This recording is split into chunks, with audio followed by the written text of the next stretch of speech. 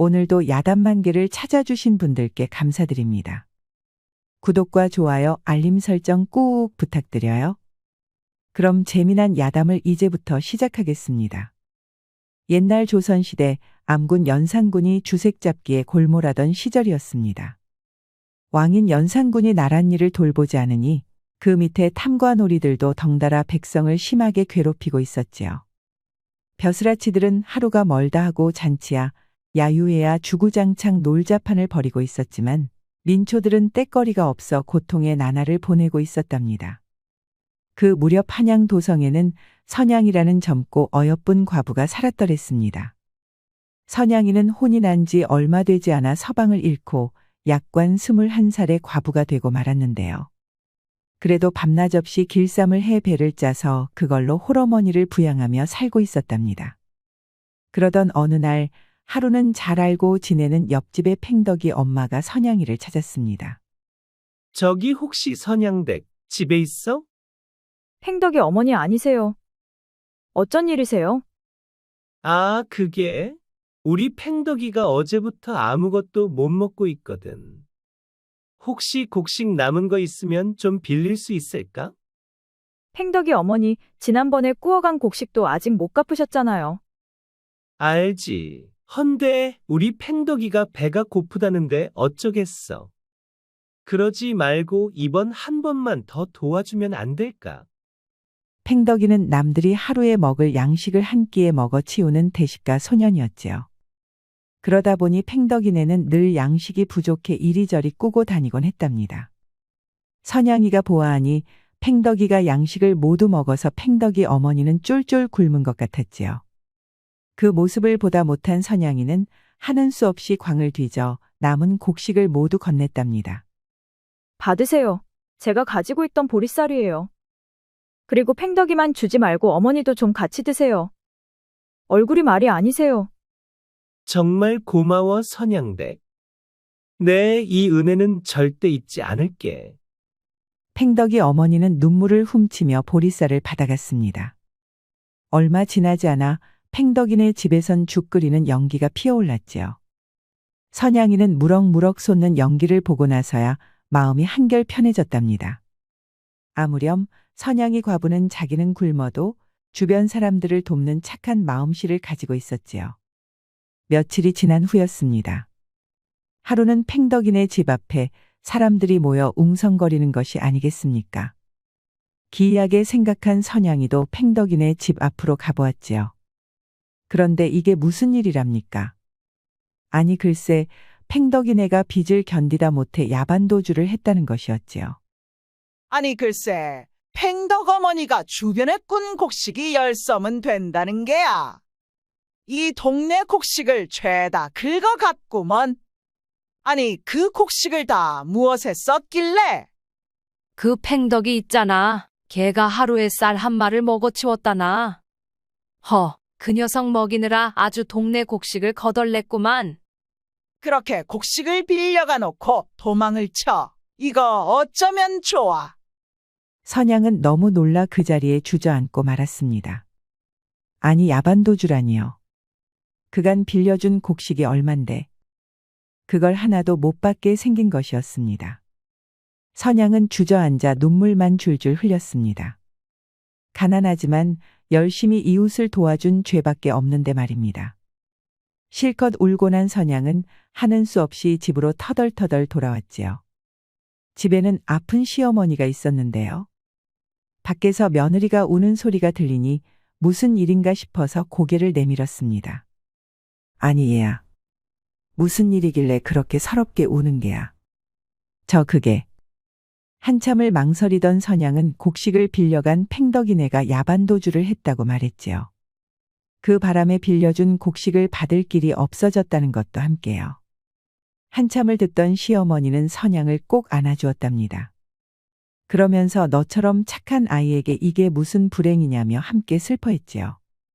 아이고, 우리 선양이가 불쌍해서 어쩌노.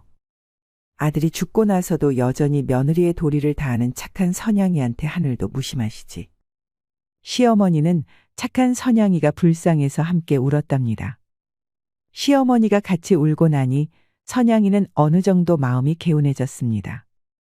그러자 여기서 이렇게 울고만 있을 수 없다는 생각이 들었지요. 아무렴요. 늙으신 시어머니를 봉양해야 하는데 여기서 퍼질러 앉아 울고만 있을 수 없었지요. 그리하여 선양이는 다시 한번 마음을 다잡고 열심히 배틀을 돌리며 길쌈을 했답니다. 그렇게 선양이는 며칠 동안 짤 배를 하룻밤 만에 다 짜낸 것이 아니겠습니까? 이 배를 장에 내다 팔면 텅 빈 쌀독을 다시 채울 수 있을 터였습니다. 그런데 누가 문을 두드리는 것이 아니겠습니까? 이보시오, 선양댁. 빌려간 돈은 언제 갚을 거요? 조금만 기다려주시면 꼭 다 갚겠습니다. 아니, 언제까지 그렇게 기다리라고만 하는 게요? 이자가 자꾸 드는데 감당이 되겠소? 빌려주신 돈은 배틀을 사느라 다 써버렸습니다. 이제 배를 짜면 내년까지는 다 갚을 수 있을 것 같습니다. 에이, 그러지 말고 그냥 광 나한테 시집을 오시오. 그러면 내가 그까지 빚 없는 셈 치겠소이다. 그건 아니될 말입니다. 저는 수절한 몸입니다. 그런 말씀은 하지도 마십시오. 에이, 무슨 고집을 그리 피우나. 일단 알겠소. 다음에 다시 오겠소이다. 마을에서 제일 가는 부자 박영감이었지요. 박영감은 어머니 약값에 배틀 사는 값을 치르느라 돈을 빌린 것을 구실 삼아 자꾸만 선양이를 압박해 오는 것이었지요. 사실 박영감은 어여쁜 선양이의 미색을 탐내 매번 구애를 해오는 것이었습니다. 허나 선양이는 박영감과 혼인할 생각이 추호도 없었습니다. 아무렴 돈 가지고 사람을 괴롭히는 박영감에게 어찌 시집을 가겠습니까? 혼자 살고 말죠. 그래서 선양은 아무리 힘들어도 결단코 박영감과의 혼인을 한사코 거절하고 있었습니다. 그러던 어느 날이었습니다. 선양은 길쌈한 배를 장에 나가 팔고 돌아오고 있었지요. 그런데 길가에 웬 남노한 청년이 쓰러져 있는 게 아니겠습니까? 허나 지나가는 행인들은 청년을 거들떠 보지 않는 것이었지요. 보다 못한 선양은 청년을 일으켜 세웠습니다. 아니, 청년. 여기서 이러고 있으면 큰일 납니다. 3월 찬바람이 얼마나 매서운지 모르는구려. 허나 청년은 기력이 없는지 대답도 제대로 못했지요. 하는 수 없이 선양은 청년을 부축해 집으로 데려왔습니다. 그리고는 배를 팔아 마련한 곡식으로 죽을 끓여주었지요. 한참 만에야 기력을 차린 청년은 선양에게 큰 절을 했습니다. 죄를 넘다 도적을 만나 가진 것을 모두 잃어버리고 말았지요. 그렇게 마을에 왔더니 아무도 도와주는 이가 없더군요. 정말이지 까딱하면 굶어 죽을 뻔했습니다. 정신을 차려서 정말 다행입니다. 이 은혜를 어찌 갚아야 할지 모르겠군요. 은혜라고 할 게 있나요? 앞으로는 부디 조심히 가십시오. 청년은 거듭 선양에게 감사 인사를 하고는 떠나갔습니다. 그렇게 또다시 곡식을 써버린 선양은 쫄쫄 굶으면서 배를 짰지요. 간신히 배를 다 짠 선양은 이번에야말로 곡식을 좀 모을 요량으로 문을 나섰습니다. 그런데 너무 배를 골문 탓일까요? 문지방을 넘는데 머리가 핑 돌기 시작하더니 눈앞에 땅바닥이 가까워 오는 것이었습니다. 선양은 그대로 쓰러져 의식을 잃고 말았답니다. 한참 만에야 정신을 차린 선양은 자기가 자리에 누워있는 것을 발견했답니다. 옆에는 마을 의원과 지난번에 구해준 그 청년이 있었지요. 갓을 쓰고 도포를 차려 입은 청년은 무척이나 준수하고 귀티가 흘렀지요. 청년의 말이 마침내 은혜를 갚을 수 있게 되어 선양을 찾았는데 문 앞에 쓰러져 있는 것을 발견했다는 것이었습니다. 그래서 화들짝 놀라 의원을 불러 치료를 했다는 것이었지요. 아픈 데는 없구려. 그저 못 먹어서 기력이 쇠한 것이오. 잘 먹고 며칠 쉬면 나을 테니 그리하시오.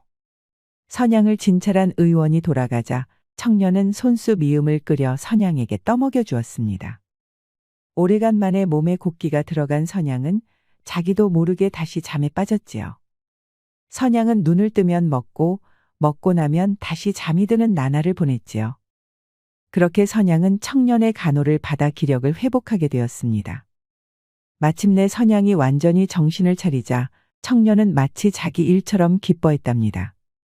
청년이 절 간호해 주었군요. 별거 아닙니다. 제게 해주신 것을 조금이나마 갚을 수 있다면 다행이지요. 선양은 조용히 눈물을 흘렸습니다. 어려서 서방을 잃은 이후 청년만큼 자신의 옆을 지켜준 이가 또 있을까요? 주변 사내들은 나이가 많건 적건 자기를 후려서 어떻게 해보려는 작자들 뿐이었지요. 그런데 이 청년은 자기 옆에서 며칠이나 머물면서 극진히 보살펴준 것이 아니겠습니까? 선양은 청년이 고맙고 듬직했습니다. 그러다 보니 점점 끌리는 마음이 생기는 것이었죠. 그러고 보니 손님께 뭐 하나 제대로 대접한 것이 없군요. 아니, 몸도 성치 않으면서 뭔 손님 대접을 해주겠다는 거요. 가만 누워 있으시오. 아닙니다. 덕분에 기력을 많이 회복했는데 계속 자리만 보존할 수는 없지요. 선양이는 고마운 선비에게 뭐라도 대접하려고 부엌으로 향했습니다. 아니 그런데 이게 무슨 일이랍니까?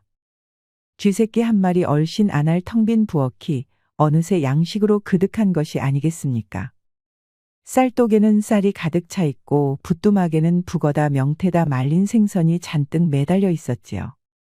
게다가 아궁이에 걸린 솥에는 큼지막한 닭이 부글부글 끓고 있는 것이었습니다. 보아하니 부엌에 양식이 없어도 너무 없구려. 해서 내가 이것저것 조금 채워두었다오. 아니 이렇게 고마울 때가. 어찌 저에게 이런 친절을 베푸십니까? 별거 아니오. 그저 부인이 생면부지인 나에게 베풀었던 친절을 조금이나마 갚으려고 한 것뿐이오. 말이야 바른 말이지. 나 때문에 부인이 굶을 수밖에 없었을 것 아니오. 그런 말씀 마십시오. 저는 인간된 도리로 위험에 빠진 선비님을 도왔던 것뿐입니다. 하하하, 그럼 서로가 서로의 생명을 구했으니 이 또한 좋지 아니한가. 선비의 호탕한 웃음소리에 선양도 같이 즐거워졌습니다. 선양 속에서 점점 더 선비를 생각하는 마음이 더 깊어졌지요. 선비도 선양만큼 고운 마음씨를 가진 여인을 본 적이 없었지요. 그래서인지 기쁘게 웃는 선양이 너무나도 사랑스러운 것이 아니겠습니까? 서로에게 끌리는 감정이 북받쳐 오르자 둘은 더 이상 참지 못했습니다. 둘은 서로를 뜨겁게 얼싸안고는 그대로 안방으로 향했지요. 끓어오르는 감정을 더 이상 숨길 수 없었습니다. 마침내 태어날 때와 똑같은 모습이 된 연인들은 밤새도록 열정을 부딪혔습니다. 그렇게 사랑을 확인한 두 사람은 팔베개를 하고 기분 좋게 잠들었답니다. 그런데 이게 무슨 일이랍니까? 선양을 호시탐탐 노리던 박영감이 마침 두 사람의 열정을 목격하고 말았던 것이지요. 오늘도 선양에게 빚을 받아내겠다며 찾아온 박영감은 허락도 없이 집 안으로 쑥 들어온 것이 아니겠습니까? 그러다 선양의 집에 선비가 벗어둔 집신을 보고야 말았던 것입니다. 아니 이게 도대체 무슨 짓거리야? 대낮부터 사내를 끌어들여서는. 노발대발한 박영감은 얼굴이 불그락 푸르락했지요. 사실 박영감은 빚으로 선양을 압박해서 어떻게 해볼 요량이었습니다. 그래서 자꾸만 빚을 지게 하려고 곡식과 돈을 빌려주고 있었던 것이지요. 그런데 어디서 나타난지 모를 젊은 놈팽이가 선양을 채가버렸으니 화가 안 날 수가 없었지요. 그리하여 박영감은 시근덕시근덕 화를 내면서 돌아가 버렸습니다. 허나 박영감의 분노는 거기서 끝난 것이 아니겠습니까? 화가 치민 박영감은 수하의 왈패들을 풀어서 선양을 납치하고 말았던 것이지요. 그리고는 선양을 데려다 자기 집광에 가두어 버렸던 것이지요. 선양은 갑자기 나타난 왈패들에게 끌려가 광에 갇히고 말았지요. 이게 도대체 무슨 일인지 모른 선양은 무척이나 겁이 나고 당황스럽기만 했습니다. 아니 도대체 제가 뭘 잘못했길래 이러는 겁니까? 대낮에 부녀자를 납치하다뇨. 이게 다 선양이 내가 나에게 오지 않은 탓이야. 내가 저한테 지금까지 해준 게 얼만데 감히 내가 아닌 다른 남자를 집에 끌어들여. 아니 남의 집에 함부로 들어와서는 지금 무슨 소리를 하는 겁니까? 게다가 제가 꼭 박영감님께 가야 할 이유가 있나요?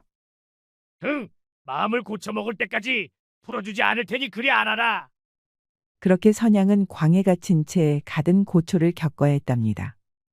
박영감은 날이면 날마다 선양을 찾아와 자기와 혼인을 하라고 윽박질렀지요. 하지만 선양은 죽으면 죽었지 그렇게는 못한다고 딱 잘라 거절을 했습니다. 허나 그럴수록 선양에 대한 박영감의 욕망은 더욱 불타올랐지요. 한편 눈앞에서 갑자기 왈패들이 나타나 선양을 납치하는 것을 지켜본 선비는 정신이 나갈 지경이었습니다. 아니 도대체 이게 무슨 일이랍니까? 걱정이 된 청년은 백방으로 선양의 행방을 수소문했지요.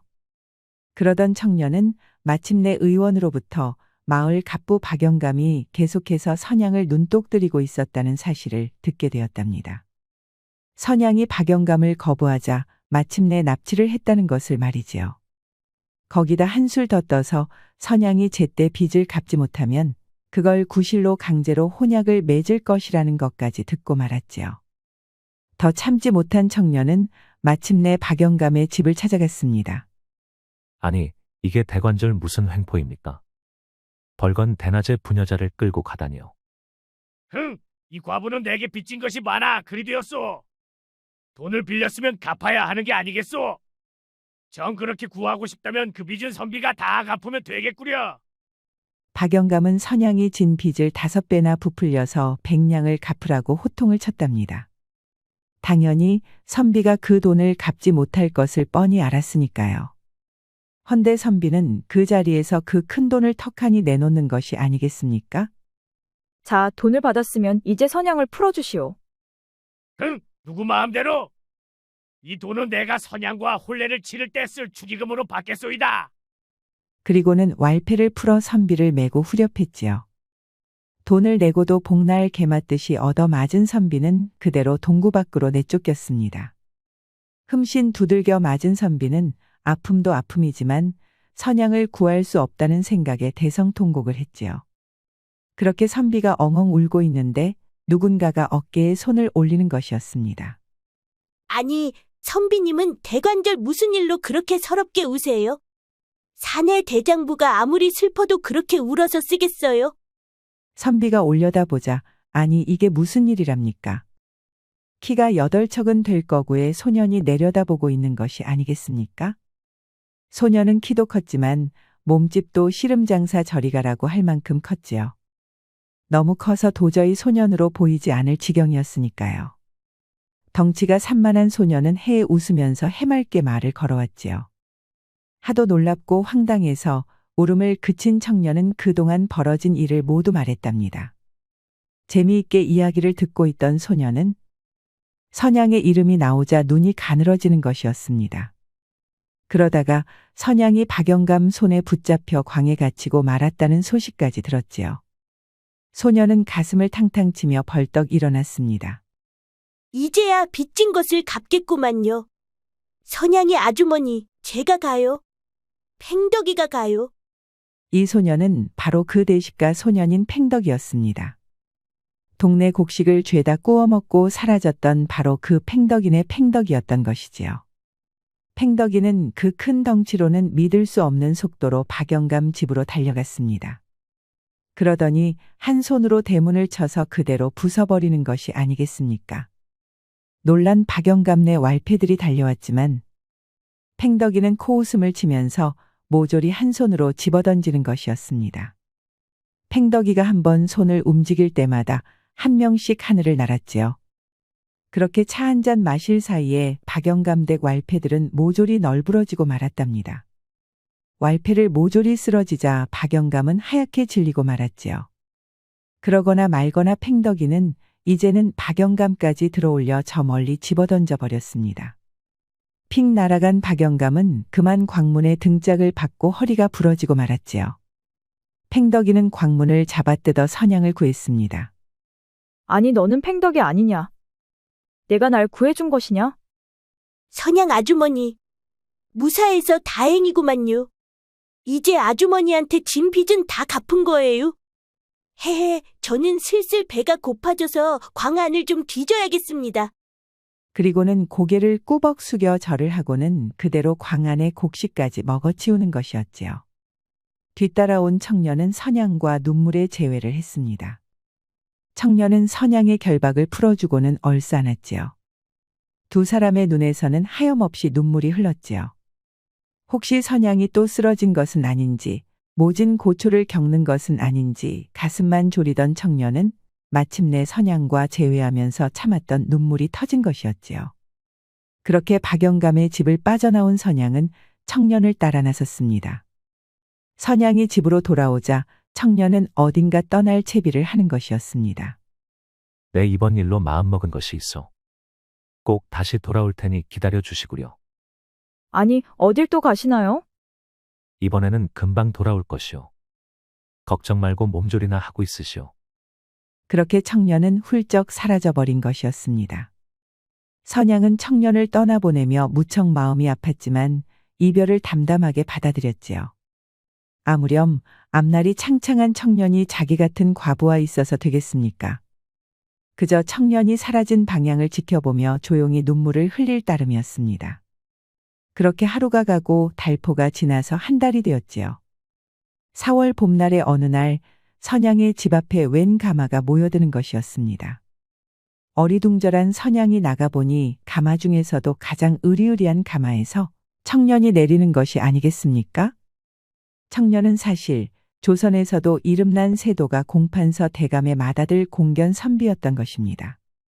멋들어지게 차려 입은 공견은 그대로 선양을 품에 안았지요. 그리고는 선양을 가마에 태워 그대로 한양으로 향했답니다. 그렇게 선양은 공견의 정실 부인이 되었지요. 이후 공견 선비는 선양의 내조를 받아 과거의 급제에 크게 출세를 했다고 합니다. 그 벼슬이 후에 우의정에 달했으니 선양도 이제 정승 부인이 된 것입니다. 공견, 아니 공정승은 크게 출세한 다음에도 부인을 끔찍이 아꼈고 선씨 부인도 아들딸 여럿을 낳아 대대손손 화목한 집안을 만들어갔지요. 그렇게 둘은 100년을 해로하며 행복하게 살았다고 전해집니다. 옛말에 이르길 하늘의 뜻을 거스르는 이는 망하고 하늘의 뜻을 따르는 이는 복을 얻는다고 했지요.